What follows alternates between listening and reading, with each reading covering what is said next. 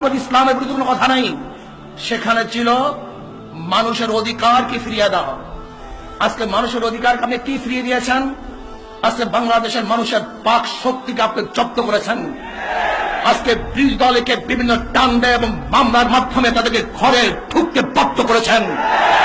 আজকে ইলেকশনের মাধ্যমে আপনি সমস্ত প্রশাসনিক ইলেকশন উপহার দিয়েছেন। আজকে বাংলাদেশে আপনি জোর করে ক্ষমতায় বসাবার দুঃসাহস দেখাচ্ছেন। শুধু তাই নয়, 92% মুসলমানদের দেশে সুপ্রিম কোর্টের সামনে গ্রিক মূর্তি স্থাপন করার সাহস স্টেশনে পেয়েছে। আমরা বলবো অতি বিলম্বে ওখান থেকে মূর্তি সরিয়ে নেন। যদি মূর্তি সরানো না হয় আপনাকে সরানো হবে।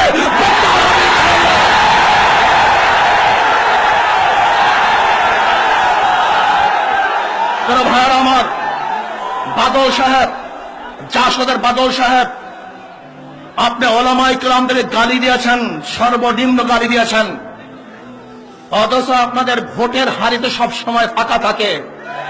এদেশের জনগণ আপনাদেরকে কোন অবস্থায় গ্রহণ করে নাই। টকশোর মধ্যে বড় বড় বক্তৃতা দেবেন, নিজের পরিষদে বক্তব্য দেবেন।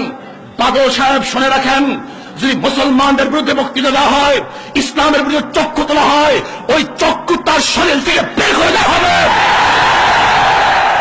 যদি ইসলামের উপর আঙ্গুল উঁচা করা হয়, বাংলাদেশের জনগণ আঙ্গুলকে ভেঙে দিবে। যদি বাংলাদেশের জনগণের উপর হাত তোলা হয়, হাতকে ছিন্ন ভিন্ন করে ফেলবে। যদি ইসলামের বিরুদ্ধে কোনো কটূক্তিমূলক কথা বলা হয়, তাহলে বাংলাদেশের জনগণ জিহ্বা তীরে ছেড়ে ফেলবে ইনশাআল্লাহ।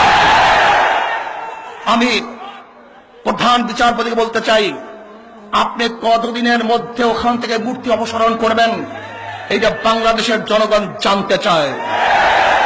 আমরা আইন হাতে তুলতে চাই না, আপনি আইনকে হাতে তুলতে বাধ্য করবেন না।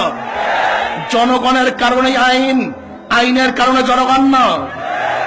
আইন জনগণ নির্ধারণ করে, আইন জনগণ নির্ধারণ করে, আইন অনুযায়ী জনগণ চলে। কিন্তু জনগণ ইচ্ছা করলে সেই আইন পরিবর্তন করে ভিন্ন আইনও নির্ধারণ করতে পারে।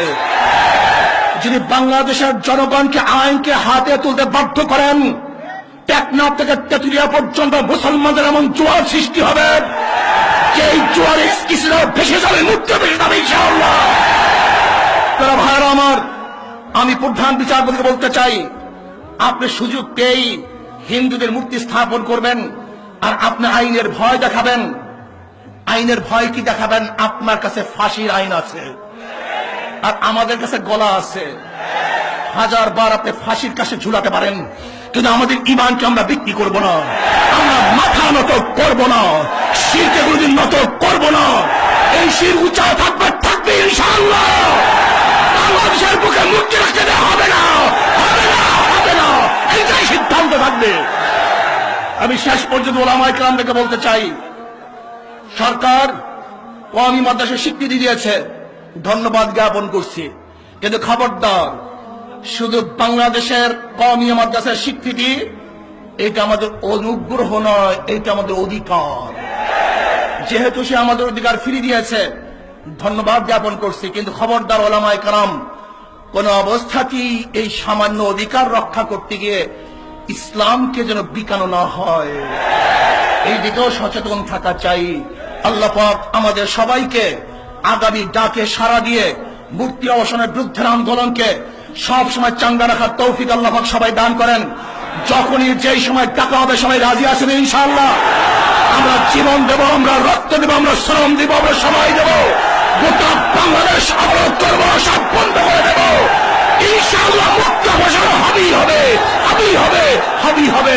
নাসরুম মিনাল্লাহি ওয়া ফাতহুন কারীব, ওয়া বাশশিরিল মুমিনিন।